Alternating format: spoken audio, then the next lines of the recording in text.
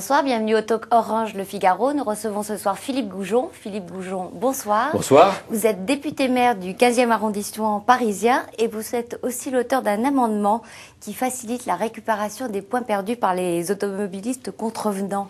Avant de parler des radars, revenons un instant, si vous voulez bien, sur cet amendement qui a été voté en janvier et qui est aujourd'hui critiqué au sein de la majorité, où certains soulignent que justement c'est à partir de janvier que le nombre de morts sur la route a recommencé à augmenter de façon très significative. Alors, est-ce que vous auriez, à votre corps défendant, envoyé un mauvais signal aux automobilistes?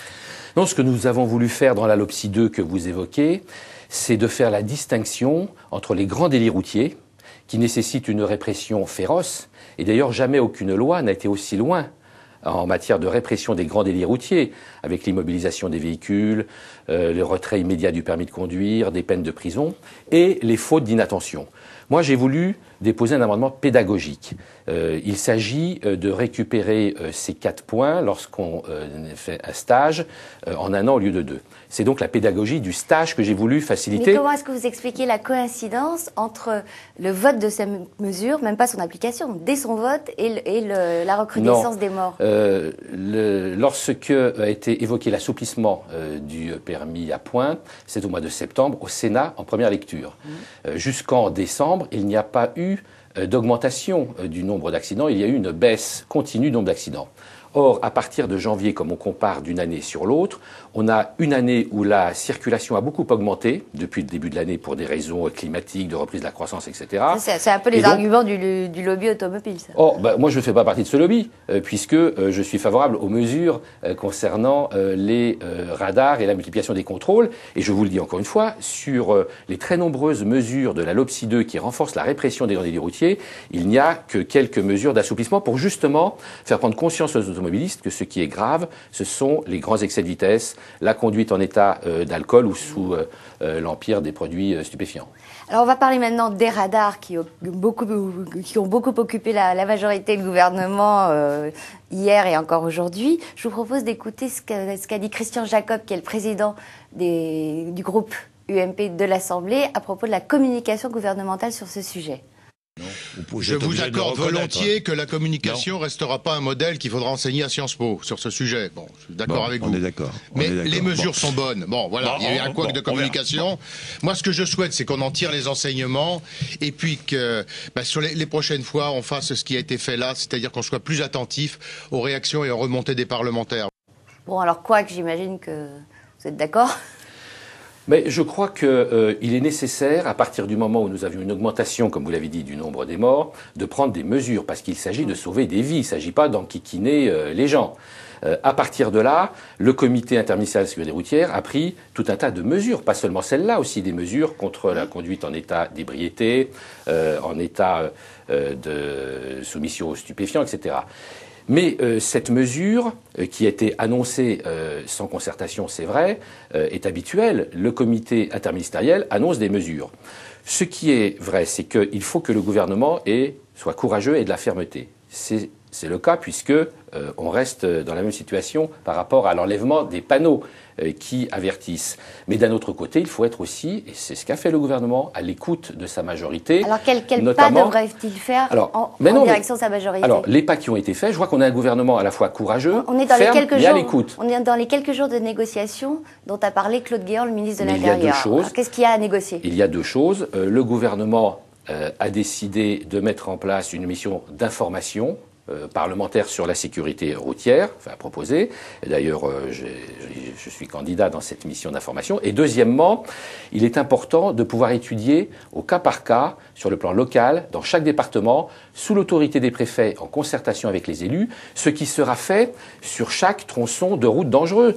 Des radars pédagogiques ou bien des avertissements de différentes sortes pour prévenir... Pour que les choses soient parfaitement claires, est-ce que vous souhaitez qu'au final, il y ait un radar pédagogiques qui avertissent de la présence d'un radar punitif? Non, moi je suis partisan des radars pédagogiques aléatoires. Parfois, c'est vrai, devant des radars. Parfois assez éloignés, comme l'a dit Claude Béant. Parfois même annoncés par les panneaux. Moi-même, d'ailleurs, je suis le premier maire d'arrondissement, peut-être le seul d'ailleurs, à avoir mis en place à Paris un radar pédagogique mobile. Et je vous assure que c'est très utile. On va parler d'une autre de vos responsabilités, c'est la Fédération UMP de Paris que vous dirigez. La composition de la liste pour les sénatoriales, telle que l'a voulu l'Élysée, c'est-à-dire avec la ministre des Sports Chantal Joanneau en numéro 1, va-t-elle obtenir la primature de l'UMP qui réunit sa commission d'investiture le 6 juin? Je le souhaite, parce que nous avons réuni les élus parisiens qui sont les grands électeurs pour les sénatoriales, et au moins les 2/3 d'entre eux, sinon plus, soutiennent cette liste. Deuxièmement, à l'Élysée se sont réunis les principaux responsables nationaux de l'UMP, parce qu'il s'agit de désigner des parlementaires qui ont un rôle national, pas seulement local, et ils se sont tous entendus sur une proposition de liste. Cette réunion n'était pas décisionnelle, mais en tout cas, la proposition faite par l'ensemble des responsables nationaux de l'UMP pèse d'un certain poids lorsque la commission se réunira le 6 juin prochain. Mais par exemple, Jean-François Copé vous a donné son approbation ? Jean-François Copé nous a reçus avec les 4 candidats. Il a reçu aussi un certain nombre de maires d'arrondissement qui contestaient cette liste. Et il nous a dit à tous qu'il n'y avait pas d'alternative et que maintenant, il fallait rentrer dans l'ordre. Joanneau. N'empêche que les menaces de listes dissidentes se multiplient. Et la dernière menace en date, c'est celle de Jean-François Legaret, qui est le maire du 1er arrondissement. Comment comptez-vous le dissuader de se présenter ? D'abord, il ne s'agit pas pour moi d'une question de personne. On peut avoir des amitiés avec les uns et les autres, il ne s'agit pas de ça. Nous sommes à Paris et notre objectif est la reconquête de Paris. Toute élection se situe dans ce contexte. Il est donc absolument nécessaire que cette liste soit décidée à partir d'une stratégie, d'un certain nombre d'objectifs, d'unité. Rien n'est pire à Paris que la division, et le président de la République nous le rappelle régulièrement, et la meilleure représentativité.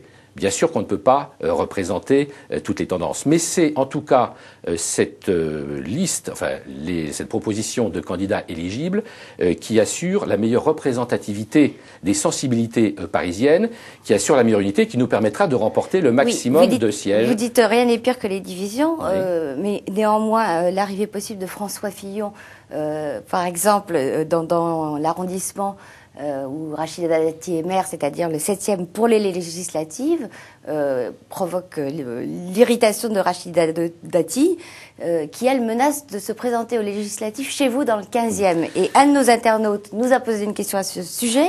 Il vous demande ce que vous lui répondez quand elle dit que vous avez du souci à vous faire au vu des résultats que vous avez obtenus aux dernières municipales. Oui, tout ça, ce sont des enfantillages, des querelles d'ego. Rachida Dati est maire du 7e. Là, il s'agit d'une nouvelle circonscription qui regroupe le 5e, 6e et 7e arrondissement, et c'est le 5e qui est majoritaire. Donc il y a une nouvelle circonscription. La commission d'investiture... Mais il y a un bout du 7e dans votre circonscription. Un petit bout, oui, ça fait moins de 10%. Ouais. Moi, ce que j'avais proposé à Rachida Dati en 2008, c'est que, bénéficiant de sa notoriété, de sa popularité, elle puisse aller à la conquête d'un arrondissement détenu par la gauche, comme le 12e arrondissement, par exemple. C'est ce que souhaite faire, je crois, Chantal Joanneau. Bon, elle a préféré le 7e, elle est députée européenne, elle est maire. Je pense qu'il vaut mieux qu'elle continue à s'occuper des intérêts des habitants du 7e et aussi des intérêts de la France en Europe, plutôt que d'aller batailler contre ses camarades, un peu comme une enfant gâtée. Je crois que il est bon que nous soyons à Paris unis et qu'on ne contribue pas à la division. C'est une démarche de division que je regrette. Dernière question et réponse brève, s'il vous plaît. Vous êtes, je crois, un partisan de la candidature de François Fillon au municipal de 2014 à Paris. Est-ce que le Premier ministre vous a donné des signes de son envie d'y aller ? Aujourd'hui, il est concentré sur sa tâche de Premier ministre, et avec un certain succès d'ailleurs, si on en croit les résultats, notamment en matière économique, qui sont absolument essentiels, reprise de la croissance et augmentation du nombre d'emplois depuis 4 mois. Il l'a dit lui-même, il y a une vie après Matignon. J'ai proposé, voilà 2 ans et demi, dans vos colonnes d'ailleurs, qu'il soit candidat à la mairie de Paris, et je pense qu'il sera bientôt amené, puisque des élections législatives vont avoir lieu, à donner des signes de son intérêt pour Paris. Moi, ce que je ressens aujourd'hui, c'est une envie de Fillon auprès des Parisiens. Eh bien, Philippe Goujon, je vous remercie. Bonsoir. À demain pour un nouveau talk Orange Le Figaro.